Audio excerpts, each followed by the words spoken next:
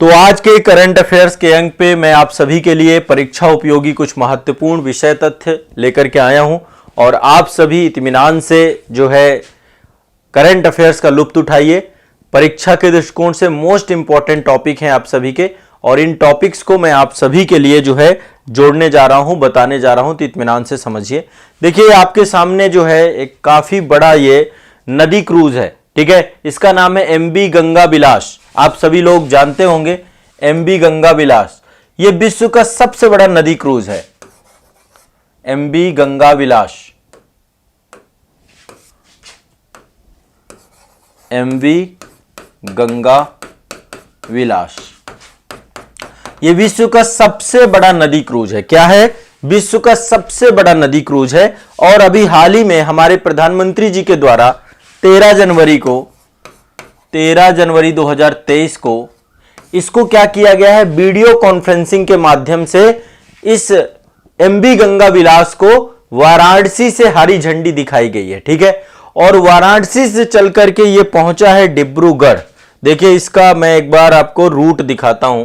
ये आप देखिए वाराणसी से निकला है आपका, और वाराणसी से निकलते हुए ये आपका गया है यहां पे NH जो वाटरवेज है, नेशनल वाटरवेज NW1 से लेकर के NW2 को जोड़ा गया है। इसने नेशनल वाटरवे 2 को जोड़ा गया है, यानी ये डिब्रूगढ़ तक गया है आपका, ठीक है। तो एमवी गंगा विलास विश्व का सबसे लंबा नदी क्रूज बना है, और ये आपका 28 फरवरी 2023 को ये आपका इसकी यात्रा कंप्लीट हुई थी। असम के डिब्रूगढ़ में बोगीबील में जाकर के पूरी हुई थी। कहां पे? एक असम के डिब्रूगढ़ में जगह है बोगीबील, वहां पे जाकर के पूरी की पूरी यात्रा आपकी कंप्लीट हुई थी। टोटल इसने कितनी यात्रा की है? इसने 3200 किलोमीटर की यात्रा की है। एमवी गंगा विलास ने कितने की है? 3200 किलोमीटर की यात्रा की है, जिसमें से भारत और बांग्लादेश के भी कुछ क्षेत्र सम्मिलित रहे हैं। यहां पे देखिए ढाका से, राजधानी ढाका से होते हुए गया है, तो भारत और बांग्लादेश दोनों से होकर के गया है। और ये क्रूज आपका राष्ट्रीय जल मार्ग जो आपका बनाया गया है, national waterways 1 plus national waterways 2, ठीक है। आपको पता है राष्ट्रीय जल मार्ग बनाए जा रहे हैं आपके, और इसको डेवलप किया जा रहा है। इसके लिए एक अधिनियम लाया गया है, राष्ट्रीय जलमार्ग अधिनियम 2016। तो राष्ट्रीय जलमार्ग अधिनियम 2016 ये आपका 12 अप्रैल 2016 को लागू हुआ था। नेशनल वाटरवेज एक्ट जो है आपका 12 जनवरी 2016 में आया था, और इस अधिनियम के तहत देश में अंतरजलीय परिवहन को बढ़ावा देने की बात की गई है। अंतरदेशीय जल परिवहन, इनलैंड वाटर ट्रांसपोर्ट को बढ़ावा देने की बात की गई, और इसके तहत टोटल 111 वाटरवेज बनाए जा रहे हैं, NW बनाए जा रहे हैं, नेशनल वाटरवेज बनाए जा रहे हैं, जिनमें से पहले से 6 थे आपके, और इसके बाद इसमें 105 और जोड़ दिए गए हैं, ठीक है। पहले 6 वाटरवेज पहले से ही थे, लेकिन राष्ट्रीय जलमार्ग अधिनियम के द्वारा 105 वाटरवेज और जोड़ करके टोटल संख्या 111 हो चुकी है वाटरवेज की, ठीक है। और 24 राज्यों में ये वाटरवेज हैं, और इन वाटरवेज में अब जल यातायात को प्रमोट करना है, देश के आंतरिक भाग में पर्यटन को बढ़ाना है। तो अभी भारत में देखो अपार संभावनाएं हैं अंतरजलीय परिवहन को लेकर के, लेकिन अभी इसको लेकर काम करना शुरू किया गया है। तो एमवी गंगा विलास विश्व का सबसे लंबा नदी क्रूज, ध्यान रखिएगा, इससे क्वेश्चन पूछा जाएगा। 28 ये आपका 13 फरवरी से चला था, 13 फरवरी को ये वाराणसी से चला था, और 28 फरवरी 2023 को असम के डिब्रूगढ़ जिले में जाकर के इसकी यात्रा पूरी हुई थी। तो ये आपका एक राष्ट्रीय नेशनल वाटरवेज 1 और 2, जो नेशनल वाटरवेज 1 है ये आपको जो पता है प्रयागराज को कहां से जोड़ता है? हल्दिया से जोड़ता है। कहां से जोड़ता है? हल्दिया से, ठीक है। प्रयागराज को हल्दिया से जोड़ता है, मतलब गंगा नदी से भागीरथी नदी जो आपकी हुगली जाती है ना, ये तो गंगा है आपकी, गंगा यहीं पे आपकी हुगली बन जाती है, वो भागीरथी बन जाती है बाद में फरक्का के बाद से, और इधर हुगली बन जाती है। तो इसको तीनों को आपस में जोड़ता है ये पूरा का पूरा नेशनल वाटरवेज 1। भारत का सबसे बड़ा वाटरवेज, नेशनल वाटरवेज यही है आपका, प्रयागराज से लेके हल्दिया तक आपका बना है। दूसरा आपका जो है नेशनल वाटरवेज 2, ये आपका कहां से है? सदिया से धुबरी तक है, असम में आपका ब्रह्मपुत्र नदी पर बना हुआ सदिया से धुबरी तक। तो ठीक है, ये आपका पूरा का पूरा क्रूज आपका इस पूरे वेज पर पहुंचा है। अब देखिए ये यात्रा टोटल 27 नदी प्रणालियों से होकर के गुजरी है। सोचिए कितनी बड़ी यात्रा है आपकी, 27 नदी प्रणाली है छोटी बड़ी सभी नदियों को लेकर के यात्रा को जोड़ा गया है। अब ये यात्रा जब आप सोचिए, जब 3200 किलोमीटर की यात्रा होगी तो इस यात्रा में बहुत सारे हमारे जो विश्व विरासत स्थल हैं, यूनेस्को की वर्ल्ड हेरिटेज साइट है, बहुत सारे नेशनल पार्क हैं, बहुत सारी नदी घाटी हैं, बहुत सारे आपके जो है क्षेत्र हैं जो कि टूरिज्म से जुड़े हुए, उन सभी को जोड़ेगा। लगभग 50 पर्यटक स्थलों को इसने जोड़ा है, 50 पर्यटक स्थलों को एमबी इसने जोड़ा है, ठीक है। और ये एक तरीके से सोचे टूरिज्म का एक नया दौर है, टूरिज्म का एक नया दौर है जिसमें भारत की आर्ट एंड कल्चर, बांग्लादेश की आर्ट एंड कल्चर, इतिहास और आध्यात्मिकता को, एनवायरमेंट को, सभी को समझाने का प्रयास किया गया है, ठीक है। तो ये आपको दिमाग में बैठा के रखना है। एमबी गंगा विलास जो है आपका सभी सुविधाओं से लैस है, ये अपने आप में अत्याधुनिक बनाया गया है, अत्याधुनिक बनाया गया है, विश्व का सबसे लंबा नदी क्रूज है। अब इसको संचालित कौन कर रहा है? इसका संचालन एक प्राइवेट कंपनी कर रही है जिसका नाम है मेसर्स अंतारा रिवर क्रूज, ठीक है, मेसर्स अंतारा रिवर क्रूज। इसके द्वारा जो है इसको क्या किया जा रहा है? संचालित किया जा रहा है, ठीक है, ध्यान रखना है। और इस पोत की लंबाई कितनी है? 62.5 मीटर की लंबाई है इस पोत की, ठीक है। और यदि हम चौड़ाई कहें तो लगभग 12.8 मीटर चौड़ा है ये आपका। तो एमबी गंगा विलास से क्वेश्चन अब आपके आएंगे, गलत नहीं करना कोई भी। और ये पूरा इस तरीके से बनाया गया, प्रो इन्वायरमेंटल बनाया गया है, ठीक, कैसा बनाया गया है? प्रो इन्वायरमेंटल पूरी तरीके से बनाया गया ताकि पर्यावरण को किसी तरीके से कोई भी दिक्कत ना आए, ठीक है। प्रो इन्वायरमेंटल ये पूरी तरीके से बनाया गया आपका, ठीक है, आपको ध्यान रखना है इसको लेकर के। इसके बाद नेक्स्ट चलते हैं, एमबी गंगा विलास के बाद अगला है आपका, नेक्स्ट है आपका, यहीं पर बनारस में ही प्रधानमंत्री जी के द्वारा एक टेंट सिटी बनाई गई है। ये देखिए ये क्या है? Tent city. ये कहां बनाई गई है? बनारस में, ठीक है, बनारस में टेंट सिटी बनाई गई है। इसका भी उद्घाटन किया है प्रधानमंत्री जी ने, टेंट सिटी का भी उद्घाटन किया गया है, ठीक है। और जब एमबी गंगा विलास का जो है उद्घाटन किया गया उसी समय टेंट सिटी का भी किया गया। ये पीपीपी मोड पे बनाई गई है, आपकी सार्वजनिक निजी भागीदारी के तहत जो है टेंट सिटी बनाई गई है। और ये कुछ महीने, साल के कुछ महीने तक आपकी ये सिर्फ आपकी अक्टूबर से जून तक में आपकी ऑपरेट रहेगी ये, ठीक है, अक्टूबर से जून, क्योंकि बरसात के महीने में इसको नहीं रखा जाएगा। जून से फिर आपका सितंबर तक बरसात का महीना रहता है, तो अक्टूबर से जून तक संचालित की जाएगी। और ये एक तरीके से जो है ये भी टूरिज्म का एक नया तरीका है, लोग जो है यहां पर एंजॉय कर पाएंगे। और इसी मौके पर प्रधानमंत्री जी के द्वारा हल्दिया मल्टी मॉडल टर्मिनल का भी उद्घाटन किया गया है, ठीक है। तो जल मार्ग विकास परियोजनाओं के अंतर्गत ये एक बेसिक इंफ्रास्ट्रक्चर है, इस इंफ्रास्ट्रक्चर के तहत ये काम किया जा रहा है। जल मार्ग टर्मिनल जो है वो हल्दिया में बनाया गया है और वहां पर कार्गो हैंडलिंग क्षमता जो है उसको बढ़ाने का प्रयास किया गया कि सामान का भी आवागमन जो है आपका किसके तहत किया जा सके?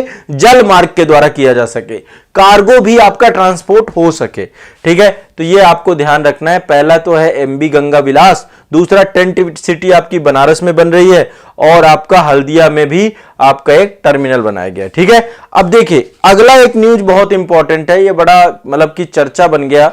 ये आपका जुड़ा हुआ इलेक्शन कमीशन ऑफ इंडिया से और सुप्रीम कोर्ट भी साथ में इसमें जुड़ गया। क्यों? भारत के मुख्य न्याय निर्वाचन आयुक्त का कैसे भारत का मुख्य निर्वाचन आयुक्त क्या किया जाएगा जो है उसकी नियुक्ति कैसे की जाएगी, इस मुद्दे को लेकर के पूरा का पूरा मैटर सुप्रीम कोर्ट में था। और सुप्रीम कोर्ट में 5 सदस्यीय संविधान पीठ के द्वारा इस पे एक निर्णय आया है जो कि अपने आप में बहुत इंपॉर्टेंट है, ठीक है। न्यायमूर्ति के.एफ. जोसेफ के द्वारा, उनकी अध्यक्षता में निर्णय आया है। के.एफ. जोसेफ,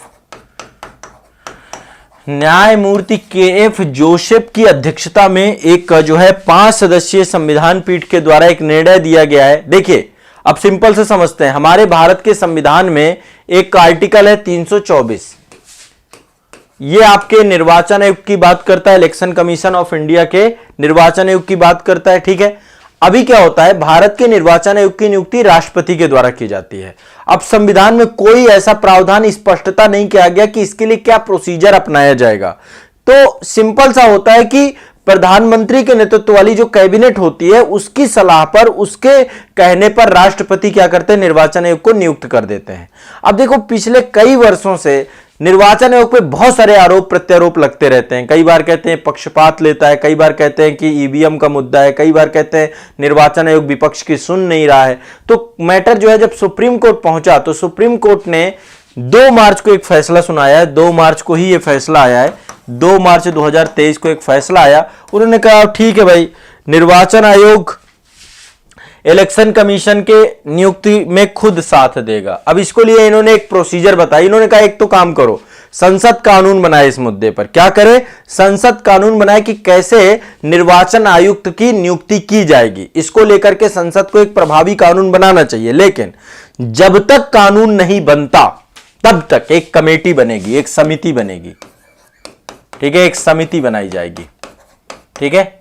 अब इस समिति में होगा कौन कौन, और यही समिति के रिकमेंडेशन पर राष्ट्रपति निर्वाचन आयोग की नियुक्ति करेंगे, ठीक है। इस समिति में कौन कौन होंगे, एक तो प्रधानमंत्री सम्मिलित होंगे, लोकसभा का विपक्ष का नेता सम्मिलित होगा, लोकसभा का विपक्ष का नेता सम्मिलित होगा, विपक्ष का नेता, और तीसरे में सुप्रीम कोर्ट रहा भैया, हम भी रहेंगे साथ में, ठीक है।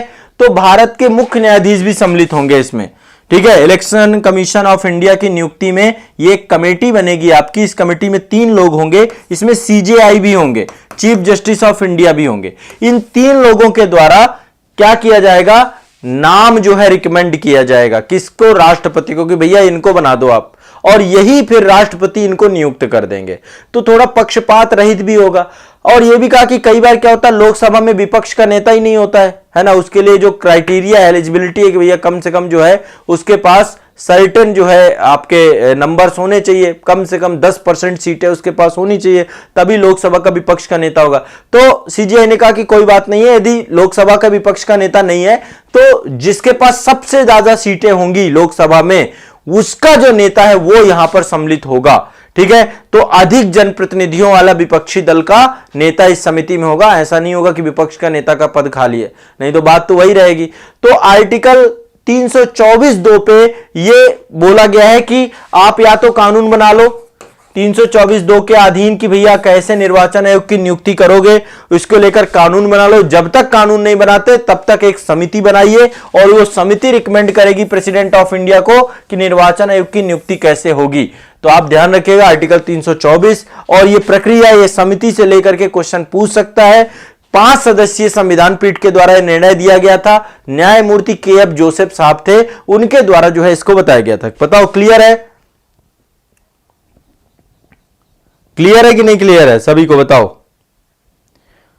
ये जांच समिति बने, वो ये समिति के द्वारा ही बनाया जाएगा। यही समिति राष्ट्रपति नियुक्त करेंगे, ऐसा नहीं है कि नियुक्ति को लेकर कोई वैसा है, ठीक है। ये राष्ट्रपति सुप्रीम कोर्ट ही करेंगे। क्लियर है, सभी को स्पष्ट है कि नहीं है? कमेंट में एक बार बताएं मुझे।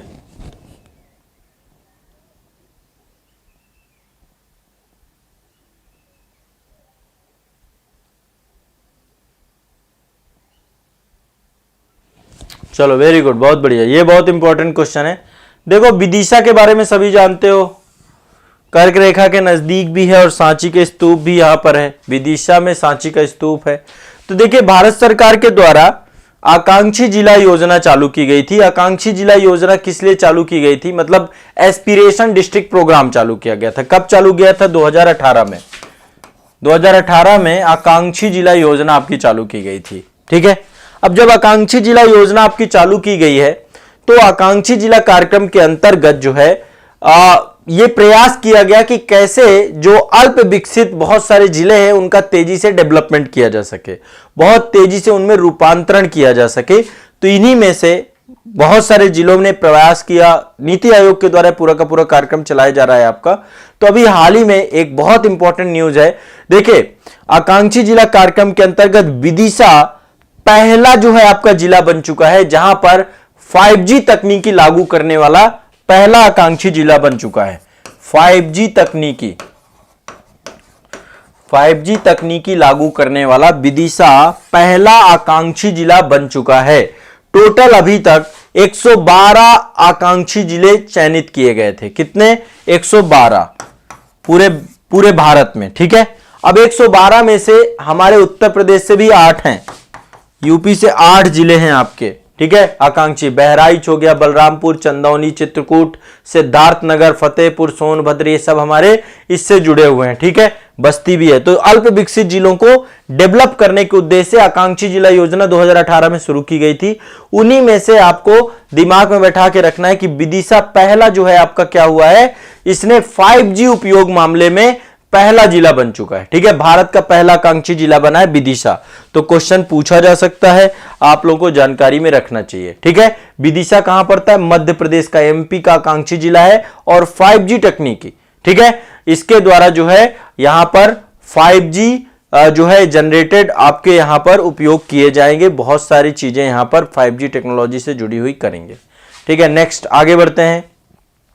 देखो, हाइड्रोजन के लेकर के मिशन चल रहा है, राष्ट्रीय ग्रीन मिशन, राष्ट्रीय ग्रीन हाइड्रोजन मिशन, राष्ट्रीय ग्रीन हाइड्रोजन मिशन। अगली जो आपकी न्यूज है, हम अल्टरनेटिव एनर्जी की तरफ जा रहे हैं, हम जीरो इमिशन की तरफ जा रहे हैं। तो प्रधानमंत्री नरेंद्र मोदी जी के द्वारा वर्ष 2047 तक भारत में ऊर्जा को लेकर के काम किया जा रहा है और ऐसी ऊर्जा को लेकर काम किया जा रहा है जो कि स्वच्छ हो।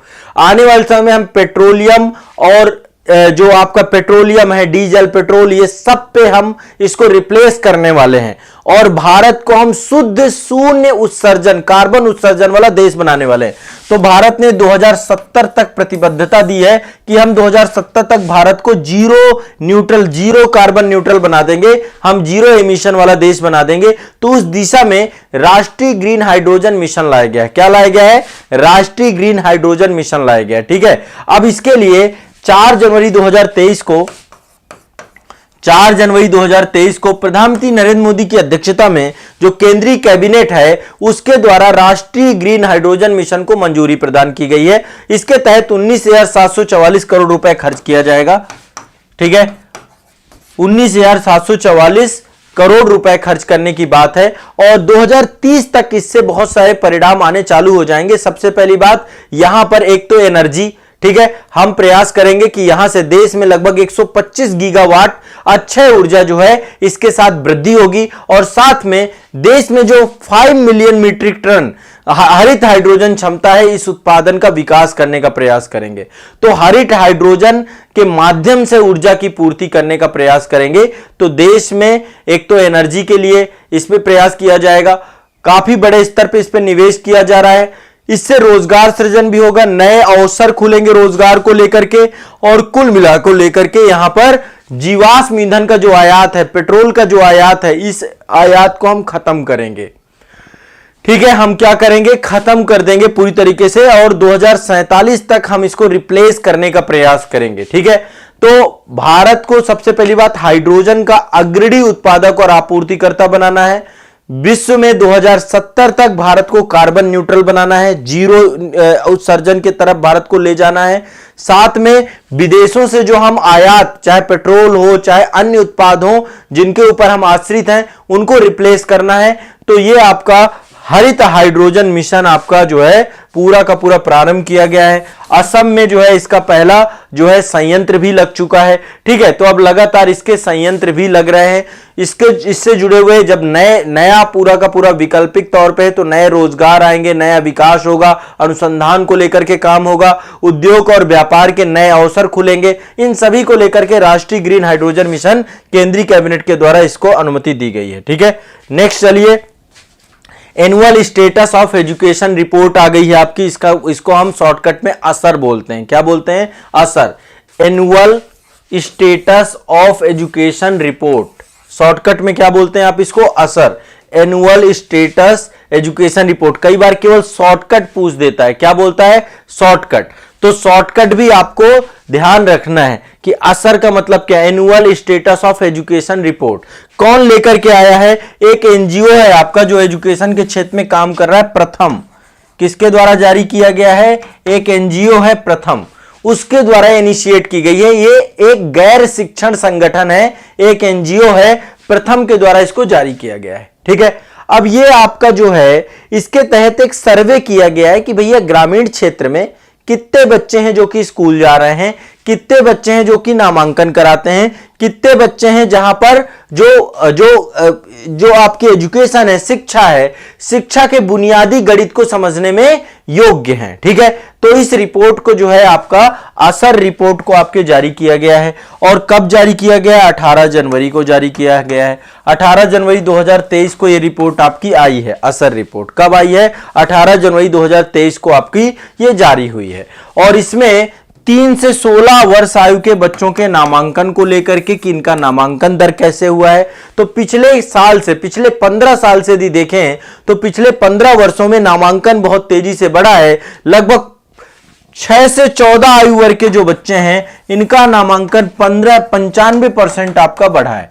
ठीक है, तो इसके बारे में बताया गया है। 15 वर्षों में जो है बच्चों के नामांकन की दर बढ़ी है और इस दर के अंतर्गत बच्चों का जो है जो बुनियादी जो आपका स्तर है शिक्षा का वो भी बढ़ा है। ड्रॉप आउट कम हुआ है, बच्चे जो है लगातार स्कूलों में बढ़ रहे हैं। जहां पे 2018 में टोटल जो नामांकन की दर थी आपकी 16 से 14, ये आपकी 97% के आसपास थी। 97.4% बच्चे पहले स्कूल जाते थे, अब ये बढ़ करके 97.2% से बढ़ करके अब हो चुके हैं 98.4 बच्चे। ठीक है, तो नामांकन स्कूलों में नामांकन की दर बढ़ी है, बुनियादी शिक्षा को लेकर के काम हुआ है। बस इतना याद रखना, इतना ज्यादा पूछेगा नहीं, सिंपल सा पूछेगा कि भैया असर क्या है। असर आपको पता होना चाहिए। Annual status of education report कौन जारी करता है? प्रथम के द्वारा जारी किया गया है। ग्रामीण एरिया के लिए पूरी की पूरी रिपोर्ट आई है, जिसके तहत क्या किया जाता है, जो बच्चे होते हैं, स्कूली बच्चे होते हैं 3 से 16 वर्ष की आयु में, इन सभी बच्चों के लिए एक डेटा दिया जाता है कि भैया इनका स्कूल में नामांकन हो रहा है, क्या स्थिति है, क्या स्थिति नहीं है। ठीक है, तो ये आप सभी का एक तो असर है, एनुअल स्टेटस एजुकेशन रिपोर्ट हो गया, राष्ट्रीय ग्रीन मिशन हो गया आपका। ठीक है, इसके बाद आपका यहां पर है ये विदिशा पहला आकांक्षी जिला बना है आपका। इसके बाद सुप्रीम कोर्ट के द्वारा इलेक्शन कमीशन ऑफ इंडिया के सिलेक्शन के लिए कमेटी की बात की गई है। प्रधानमंत्री, लोकसभा विपक्ष का नेता और सीजीआई के द्वारा बनेगी समिति। इसके बाद जो है आपका यहां पर एक ये टेंट सिटी बनाने की बात की गई है बनारस में, कि वाराणसी में एक टेंट सिटी बनाई जाएगी। और ये आपका एमबी गंगा विलास है, जो कि भारत का नहीं विश्व का सबसे लंबा नदी क्रूज बनाया गया है, जिसका काम है जल पर्यटन को बढ़ावा देना और इस दिशा में काम करना। ठीक है, तो ये आपको दिमाग में बैठाना है। और ये आज के करंट अफेयर्स के मोस्ट इंपॉर्टेंट टॉपिक थे। चलिए आज के लिए इतना ही रखेंगे करंट अफेयर्स में।